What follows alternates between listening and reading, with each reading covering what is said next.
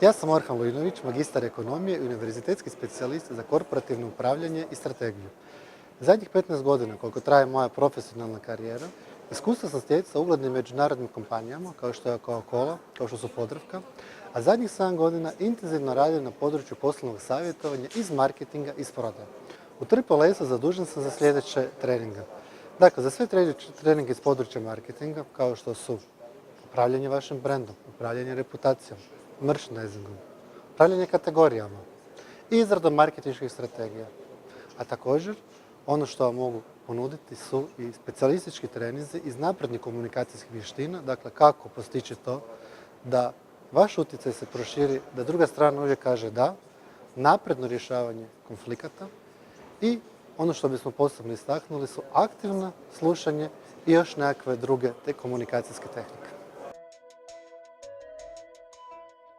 Znači, ovaj case je napravljen po principu prije i poslije, jel? Znači, prije kakva je situacija izgledala prije implementacije ovih svih načela upravljanja kategorijom, a poslije kako je situacija izgledala nakon što su primijenjena ova tu načela i kakav nam je learning.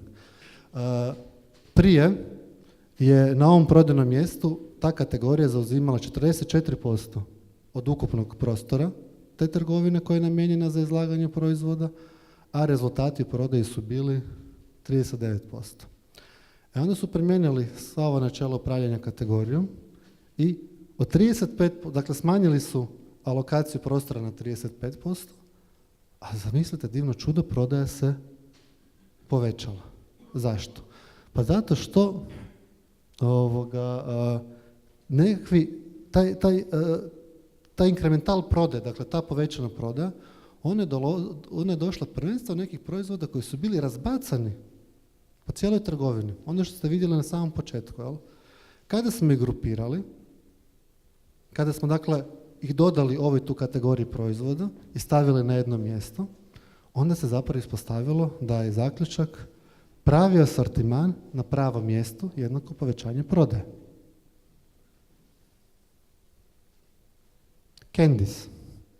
Kakva nam je tu bila situacija? Isto prije možete vidjeti 24% mjesta, odnosno od ukupnog prostora, a u prodaji čini 10%. 21. Rezultat je da je nakon preslagivanja trgovine ukupan prostor bio zauzet sa 21%, a prodaja da se povećala na 12%. Sad se i pitate zašto. Zato što, za razliku od prije, gdje je sve bilo složeno na jednom mjestu, ali jedno mjesto koje je udaljeno od druge blagajne. Vidite ovo tu gore, jel?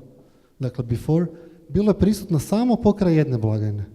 A onda su oni to presložili tako da je dostupno i kod jednog blagajne i kod druge blagajne. Dakle, zaključak je zapravo da isto ta povećanje prodaje dolazi od dostupnosti. Dostupnosti proizvoda i s jedne i sa druge blagajne. Dakle, da se taj impulsni karakter ove konkretno kategorije, da dođe što više do izražaja. Praline. Šta se tu događa? Isto, prije i poslije. Jel? Dakle, 3% prostora i 4% prodaje. Nakon preslagivanja, 6% od ukupnog prostora, ali isto tako i 6% od prodaje. Vrlo slična stvar kao na prethodnom mjestu. Jel? Dakle, preslagivanje je pomoglo dostupnost najprodavanijih proizvoda, a to su oni dobitnici, jel? I s jednih i sa druge blagajne. Naprosto se malo promijenio raspored, jel? Tako da ono što se najviše prodaje ima najveći trend potražnje, da je dostupnije. I djeca. Kids Corner, dakle dječji ugao.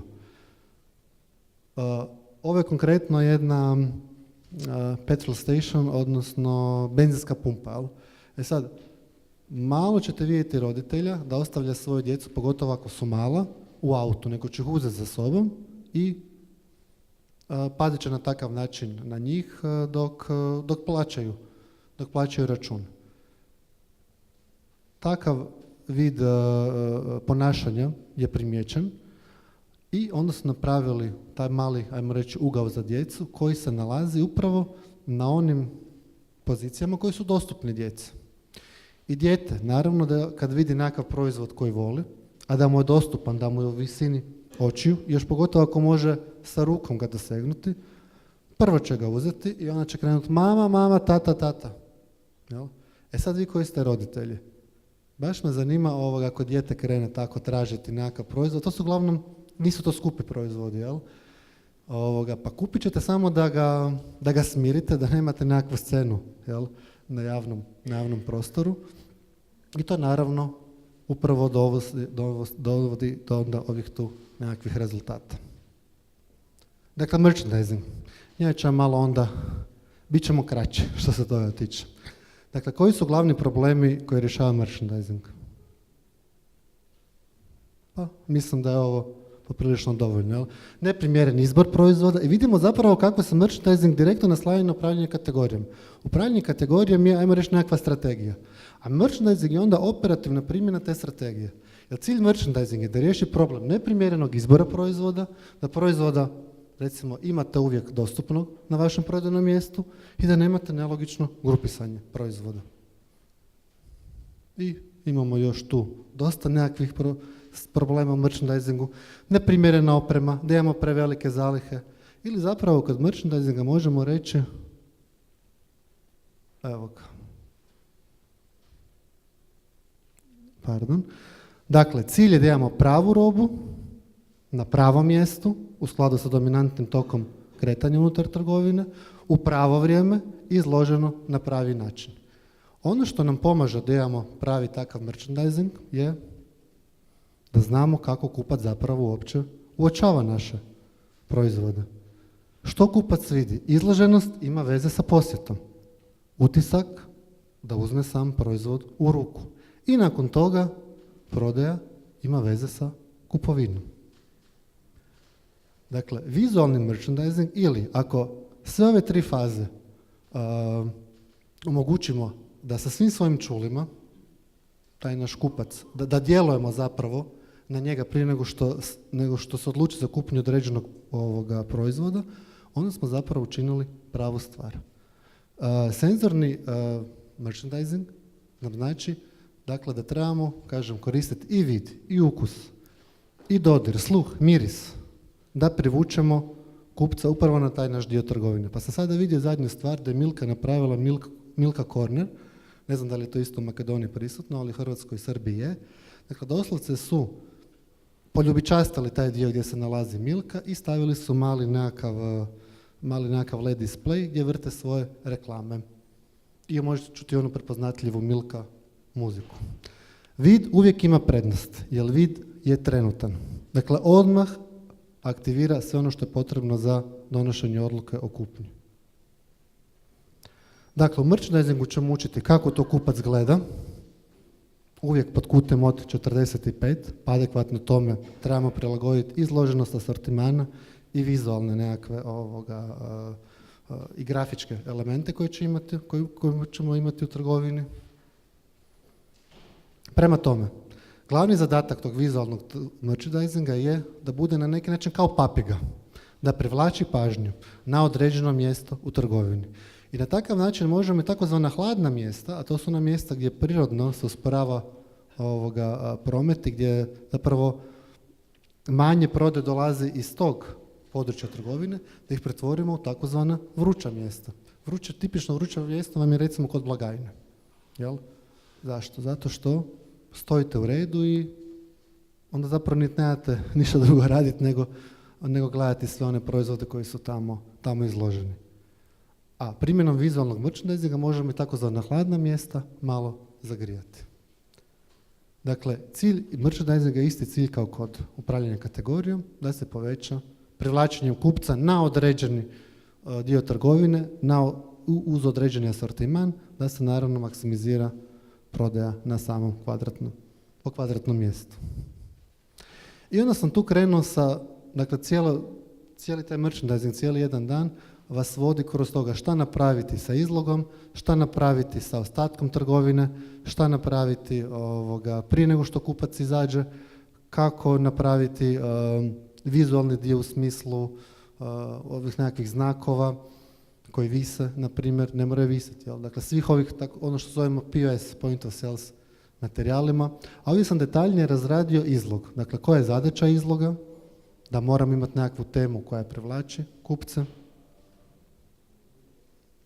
kako odabrati pravu temu za izlog, pa onda ovdje možete vidjeti parametre i kriterije kako to napraviti, kako praktično smisliti dobar izlog, dakle dizajner dizajnira temu, a vi onda možete koristiti nekakve naljepnice i nekakve manje rekvizite i na takav način postići da baš ta tema bude adekvatna.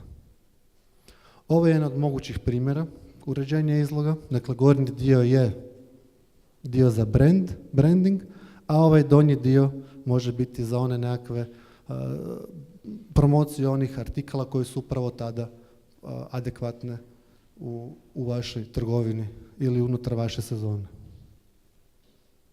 Ovo mi je check lista, znači šta je to što trebate voditi računa o tome da imate dobar izlog. Pa smo se dotakli točke dekompresije, znači kad neko uđe trebamo neko vrijeme da se zaustavi, inače se tu ne događa nijakva kupnja. I ovo su vam pravila kako osmisliti dobar izlaz u trgovinu. Intrigantno, zatim da ne daje utisak da je nešto skupo, nemojte nikad staviti najskuplji proizvod da bude najvidljiviji kada uđe u trgovinu, jel? Jer će to odbiti kupca. Evo, tu vam je primjer jednog dobrog izloga i odnosno ulaza u samu trgovinu. Jel? On je intrigantan, kao što možete vidjeti, ova specifičnost, ova spužva, jel? Onako, čovjeka malo nije uobičajeno, jel? Zato je intrigantno, povoljno je, zato što vidi se jedno malo dodatno izlaganje gdje se nalazi koja kategorija proizvoda, pa generatori prometa. Dakle, jeftinije, a jako se rotiraju. Znači, privlače pažnju i stvari utisak, ovdje ima nešto za mene. Jer najteže je zapravo postići da kupac uđe u trgovinu. Jednom kad uđete u trgovinu, evo koliko sam ja puta ušao u trgovinu s ciljem da kupim samo žvake. Nikad, ali nikad, pazite, dakle radim u toj branši, bavim se svime ovom, znam sve ovo, nikad nisam izašao da sam kupio samo žvake. Uvijek nešto sam shvatio da mi još nešto dodatno treba. Akademija za internet marketing, on ima ovako par slajdova. Tu sam prezentirao koje će se module nalaziti. Ona je jedina u dužem nekakvom vremenskom periodu.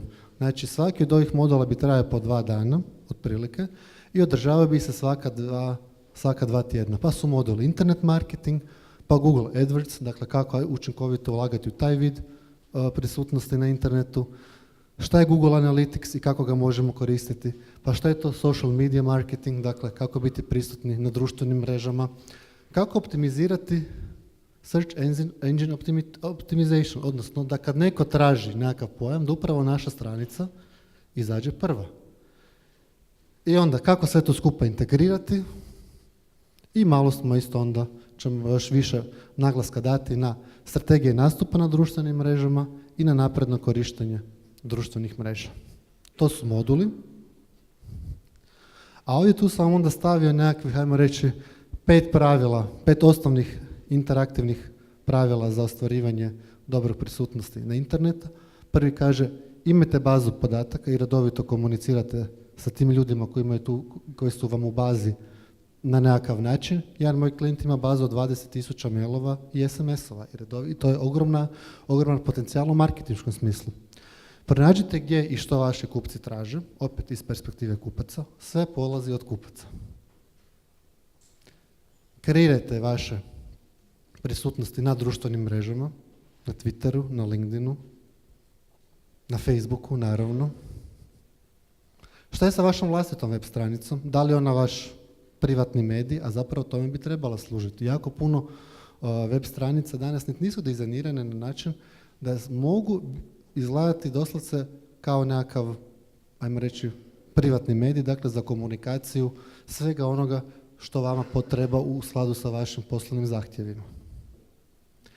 I naravno, kakve su to ključne riječi po kojima se traže koji vaši kupci traže da bi saznali više informacija o vašim proizvodima.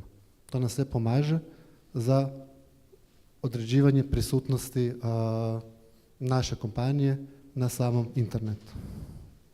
Ovdje tu sam stavio rezultate jednog istraživanja, dakle zašto korisnici Facebooka uopće pristaju biti dijelom nekakvih Facebook grupa za podršku, pa se tu može vidjeti mogućnost dobivanja popusta, pa iskazivanje podrške kompaniji, pa mogućnost dobivanja besplatnih uzoraka ili kupona, informiranje o aktivnostima kompanije i informiranje nekakvim budućim novim proizvodima. Znači, naša Facebook društvena stranica bi zapravo trebala onda imati integrirane upravo ove tu podatke kako bi osigurali da privuku pažnju ljudi. Aplikacije su zadnji hit u društvenim mrežama. Dakle, aplikacije, to su, ajmo reći, onako, pa nekad smo to zvali igrice. Možemo i danas ih nazvati mini igrice koje privlače pažnju naših konzumenata i samim tim povećavaju njihovo prisustvo na našim društvenim mrežama na kojima smo prisutni i tu vam je dobar primjer upravo Životinjsko carstvo koje je napravilo Facebook aplikaciju za virtualnu razmjenu sličica. Pogledajte kakve su rezultati.